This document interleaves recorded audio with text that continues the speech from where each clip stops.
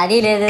పైగా నా విగ్రహాన్ని కొనడానికి పెళ్లి సంబంధాల్లో పిల్లని చూడడానికి వెళ్ళినట్టు పొలవమను 10 మంది వెళ్తారు. అందులో ఒకడికి ఆ బొమ్మ నచ్చిందని, ఇంకోటికి ఈ బొమ్మ నచ్చిందని. నా కర్మ ఏంటంటే అక్కడ ఉన్నవన్నీ నా బొమ్మలే. మళ్ళీ తీరా 10 మందికి ఒక బొమ్మ నచ్చాక అమ్మేటోడు అలుసుగా తీసుకొని 10,000 15,000 అని బాంబు పేలుస్తాడు. ఎందుకురా బాబు ఇంత రేట్ అంటే కలకత్తా నుంచి తెప్పించాం అంటాడు. నాకు అర్థం కానిది ఏంటంటే ఎక్కడైతే నేను కలకత్తా నుంచి అయితే నాకన్నా మొనగాడు వస్తాడా, అక్కడ కూడా నేనే కదా.